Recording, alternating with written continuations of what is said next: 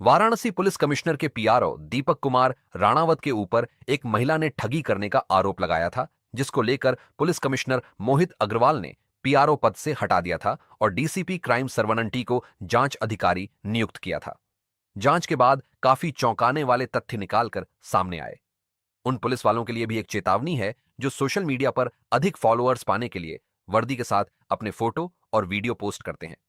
उनके फोटो और वीडियो का दुरुपयोग साइबर अपराधी किस तरह से कर रहे हैं, इसका जीता जागता उदाहरण डीसीपी क्राइम सरवनन टी ने दीपक राणावत के मामले में जांच के बाद मीडिया के सामने रखा। मीडिया से बात करते हुए डीसीपी सरवनन टी ने बताया कि पिछले महीने 27 मई को पुलिस आयुक्त कार्यालय में एक महिला द्वारा एक शिकायत प्राप्त किया गया था, जिसमें एक गंभीर आरोप लगाया था। उस समय तत्कालीन पीआरओ के विरुद्ध नौकरी दिलाने के नाम से 16 लाख रुपए ठगी करने का आरोप लगाया था। इस मामले में जांच भी शुरू की गई थी। पुलिस आयुक्त मोहित अग्रवाल के आदेश पर इस क्रम में आज इसका खुलासा हुआ है। इस पूरे प्रकरण में घटना इस प्रकार से हुई है, जो पुलिसकर्मी सोशल मीडिया प्लेटफॉर्म में एक्टिव रहते हैं, उन्हीं लोगों का साइबर अपराधी शिकार बनाकर, उन्हीं लोगों का फोटो और वीडियो प्रयोग करके, फर्जी आईडी बनाकर, और जो सब इंस्पेक्टर दीपक कुमार राणावत के अलावा एक और सब इंस्पेक्टर अभिजीत कुमार हैं, जो जनपद गोरखपुर में तैनात है, उनका भी एक फर्जी आईडी बनाकर ऐसे लोगों के साथ घटना किया है।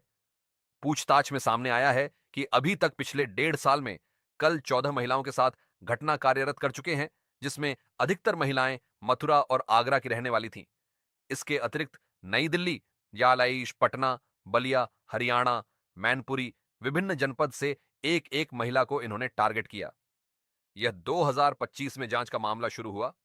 जिस महिला ने वाराणसी में कंप्लेन किया, उनसे इन्होंने 16 लाख रुपए 2 हिस्सों में लिया था।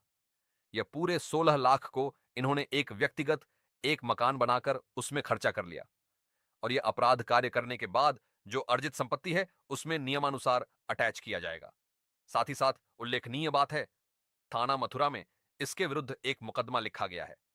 370/25 थाना कोतवाली में लिखा गया है। जिस महिला के साथ इन्होंने 27 लाख ठगी किया है, जैसे इन्होंने सब इंस्पेक्टर दीपक राणावत का नाम लेकर के सब इंस्पेक्टर अभिजीत का नाम लेकर 27 लाख की ठगी किया, जनपद मथुरा से संपर्क करके विधिक कार्रवाई सुनिश्चित किया जाएगा। साथ ही साथ इस व्यक्ति का जो 2 बैंक अकाउंट है उसका भी डिटेल्स कंगाल जा रहा है। इन दोनों बैंक अकाउंट के सीज किया जाएगा।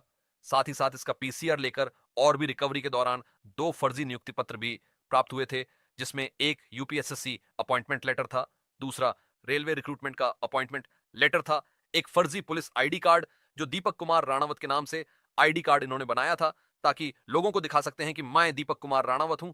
और उनके कस्टडी से 2 मोबाइल भी बरामद हुई है, जिसमें से एक मोबाइल घटनाकृत उसे करने के लिए उससे करता था। बाकी डिटेल्स और बाकी बैंक डिटेल्स खंगाल जा रहा है, जिसका अपराधी इतिहास पूरे राज्य में देखा जा रहा है। आगरा रोड। क्या घटना घटी थी आपके साथ? बच्चे की जॉब के लिए। अच्छा, क्या कुछ निकल के आया है? क्या ऐसे आप सर निकल के आया कि मैं अपने पुलिस टीम को बहुत आभारी हूँ, बहुत ज़्यादा, क्योंकि उन्हें बहुत कम समय में मुझे बहुत अच्छा रिजल्ट दिया है, और मैं उम्मीद भी नहीं कर सकती थी मेरा पैसा कभी वापस हो सकता है। जब उस पर्सन को पकड़ा है तो हो सकता है कि मेरा पैसा भी मुझे वापस मिल सकता है। जब आप दीपक राणावत पर आरोप लगाए यहाँ पे पुलिस कमिश्नर, क्या दीपक राणावत से कभी वीडियो कॉलिंग बात हुई थी किस मामले में? सर वीडियो कॉलिंग पे बात हुई थी, लेकिन जब एक बार वीडियो कॉल पे बात हुई सर, तो इसने अपना कैमरा बैक किया था। कैमरे को बैक किया था सर, मैंने इसका चेहरा नहीं देखा था, लेकिन उस पर जो प्रोफाइल आईडी थी वो सारी इसकी ही थी। इन्होंने फर्जी आईडी बनाया और आपको किस तरह से प्रलोभन दिए, तो मतलब कितना यकीन दिलाया कि दीपक राणावत? सर 100%, और मैं एक पुलिस वर्दी पर ही मैंने बिलीव किया था। मैंने ये सोचा था कि ये पुलिस वाला ऐसा नहीं कर सकता, क्योंकि हम लोग ही न्याय के लिए जब पुलिस वालों के पास जाते हैं तो हम वो लोग तो हमारे साथ ऐसा नहीं करेंगे। बस इसी को सोच के मैंने उन पर विश्वास किया। किस तरह से फेसबुक जरिए, किस तरह से आपसे FB के जरिए। FB के जरिए कैसे बातें हुई? आपकी बातें भी होती थी? जी 100%। 16 लाख रुपए आपने दिया था? जी 2 बार 8 रुपए दिए, और वो 2 लाख रुपए इन्होंने मेरे बैंक से निकाले हैं। एक्सिस जो मेरे ही मतलब मुझसे ही अपना अकाउंट ओपन कराया, उसके बाद मेरे ही नंबर की सिम निकलवा के उसमें जो पैसा डलवाया उन्होंने वो भी पैसा निकलवा लिया। मामला सामने आया है, कितनी गिरफ्तारी हुई है? ये पिछले महीने 27 तारीख को पुलिस आयुक्त कार्यालय में एक शिकायत प्राप्त हुई, जिसमें एक गंभीर आरोप तत्कालीन सब इंस्पेक्टर दीपक राणावत, जो उस समय पीआरओ थे, उनके ऊपर ये आरोप लगाया था कि मुझे ये नौकरी दिलाने के नाम से मेरे साथ 16 लाख की ठगी की है। और इस क्रम में मुझे एक इंक्वायरी प्राप्त हुई थी और इंक्वायरी के दौरान ये पता चला कि एक मुनफैद जो जनपद मथुरा का रहने वाले हैं, ये पूरा घटना के पीछे हैं। और ये घटना कारित करने का तरीका ऐसा है कि ये जो भी पुलिसकर्मी जो सोशल मीडिया प्लेटफॉर्म में एक्टिव है और इनका फ़ोटोज़ इस्तेमाल करके एक फ़र्जी आईडी बनाते हैं। इसी टाइप का दीपक कुमार राणावत का इसको एकत्रित किए, फिर उसके बाद एक फ़र्जी आईडी बनाया और फ़र्जी आईडी इस्तेमाल करके लोगों के बीच में एक भरोसा जीता है कि ये मैं पुलिस वाले हूँ। और भरोसा जीतने के बाद ये इनसे पर्सनल नंबर लेके संपर्क करता था और इनसे ये भी जानकारी करते कि परिवार में कितने लोग हैं, क्या क्या हैं, आपका आर्थिक स्थिति क्या है। और ये झांसा देता था कि ये आपके घर में या कोई रिश्तेदार को कोई नौकरी की ज़रूरत है, बता दीजिए, मेरा एक जानने वाले हैं ये जो यूपीएससी में तैनात हैं, वो नौकरी लगवा सकते हैं। और इसी क्रम में इन्होंने ये एक संदीप नामक के व्यक्ति का नाम लिया है, लेकिन रियलिटी है कि ये बंदा संदीप बन के वो महिला से संपर्क करता था और उन्हीं से पैसा लेके फिर एलिगेशंस आता है कि जो पुलिसकर्मी के ऊपर।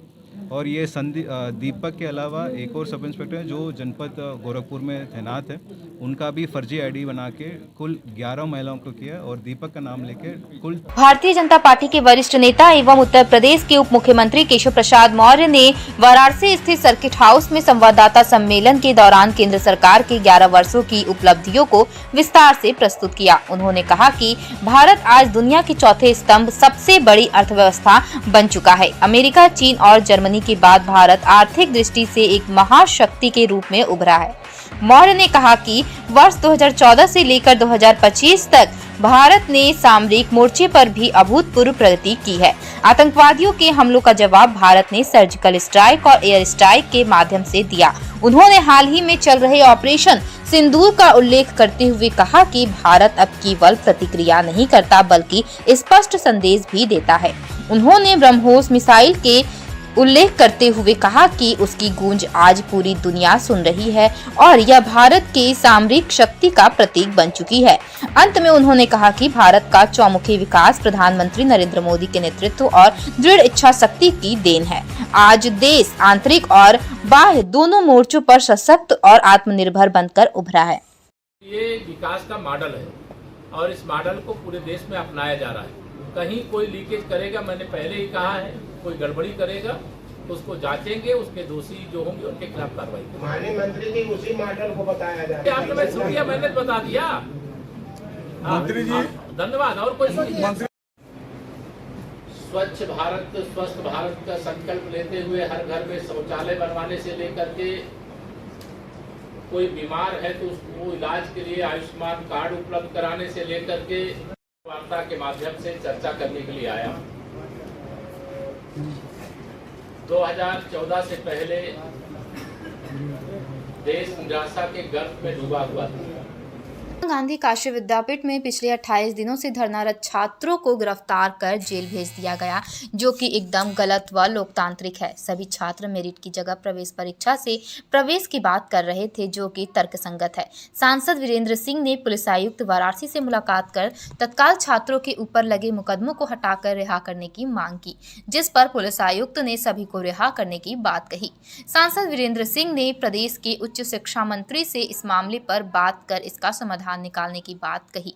सांसद वीरेंद्र सिंह ने मीडिया से बात करते हुए कहा कि काशी विद्यापीठ के छात्रों की जिन भी मांगे थी वह अपने जिन मांगों को लेकर अनिश्चितकालीन धरने पर बैठे थे और पुलिस के द्वारा उन्हें जबरन उठाया गया। महात्मा गांधी काशी विद्यापीठ के छात्र जब वह अपनी विश्वविद्यालय में सुरक्षित नहीं है तो कहीं पर भी सुरक्षित नहीं है। इस बात को लेकर कुलपति को संज्ञान में लेना चाहिए। बिना उनकी जानकारी में रात करीब 2 बजे अनिश्चित धरनारत बच्चों को उठाया गया, यह बहुत ही आपत्तिजनक है। उत्तर प्रदेश सरकार ने एक नियम बनाया कि मेरिट का सक्षम पोर्टल बनाकर सभी बच्चों के लिए एक ओपन प्लेटफॉर्म बनाया है। उस ओपन प्लेटफॉर्म के जरिए जिसकी जितनी मेरिट है उस पोर्टल के जरिए फिर काउंसलिंग करा करके उस मेरिट के अनुसार जिस यूनिवर्सिटी में टॉपर लड़के हैं यहाँ पर फॉर्म में भरा है तो वह Lucknow university, Meerut university, Allahabad university सभी जगह हो सकता है। मेरे द्वारा छात्रों से भी बात की गई, मैं पुलिस कमिश्नर से भी बात की, जो बच्चे हैं वह अपराधी नहीं हैं, इसलिए आप उनकी जमानत कर दीजिए। नहीं होती है, जो उत्तर प्रदेश के फंडिंग पर वो आधारित है, उनको इस नियम का पालन करना होगा। मैंने छात्र संघ के अपने साथियों से भी बात की और फिर मैंने कमिश्नर साहब से अनुरोध किया कि जो धरनारत बच्चे हैं वो कोई अपराधी नहीं हैं और उसके साथ अपराधियों जैसा व्यवहार करना निंदनीय है, इसलिए आप उनकी जमानत कर दीजिए। हम लोग बैठ करके तय कर लेंगे कि ठीक है, कुलपति के पावर से बाहर है, तो निश्चित रूप से हम लोग उत्तर प्रदेश के उच्च शिक्षा मंत्री से मिलेंगे और वहाँ चल करके अपनी बात रखेंगे और जो होगा, जो निर्णय होगा, उस निर्णय को लागू कराने की, अपनी बात को मनवाने की कोशिश करेंगे। देखिए, जनपद के कई मुद्दे थे, उसमें विशेष मुद्दा था कि काशी विद्यापीठ में छात्र संघ के लोग, हमारे बच्चे धरनारत थे, उनकी कुछ जेन्युइन मांगे थी और पुलिस के द्वारा रात में बिना बताए उनको जिस तरीके से गिरफ्तार किया गया, उनको धरने से उठाया गया, उस पर आपत्ति दर्ज करने के लिए हम लोग वहाँ पर गए थे। हम लोगों ने कहा कि अगर हमारे बच्चे काशी विद्यापीठ अपनी यूनिवर्सिटी में सुरक्षित नहीं है तो कहाँ सुरक्षित है? इस मुद्दे को वाइस चांसलर को संज्ञान लेना चाहिए और बात करनी चाहिए कि बिना उनके परमिशन के, बिना उनकी जानकारी में रात के 2 बजे धरनारत बच्चों को जो है उठा लिया गया, ये बहुत आपत्तिजनक है। रह गई विषय की बात, तो उन्होंने बताया कि मेरी बात कुलपति जी से हुई थी। उत्तर प्रदेश सरकार ने एक नियम बनाया है कि पूरे प्रदेश में एक मेरिट का पोर्टल, सक्षम पोर्टल बना करके सभी बच्चों के लिए एक ओपन प्लेटफॉर्म जो बनाया है और उस ओपन प्लेटफॉर्म के जरिए जिसकी जितनी मेरिट है वो उस पर पोर्टल पे डालता है और फिर काउंसलिंग करा करके मेरिट के अनुसार जिस यूनिवर्सिटी में, जैसे बहुत टॉपर लड़का है तो यहाँ सक्षम में भरा है तो वो लखनऊ यूनिवर्सिटी में भी पा सकता है, मेरठ में भी पा सकता है, झांसी में भी पा सकता है, इलाहाबाद में भी पा सकता है। और जो सेंट्रल रिस्पांस यूनिवर्सिटी नहीं है, जो केंद्र से नहीं है,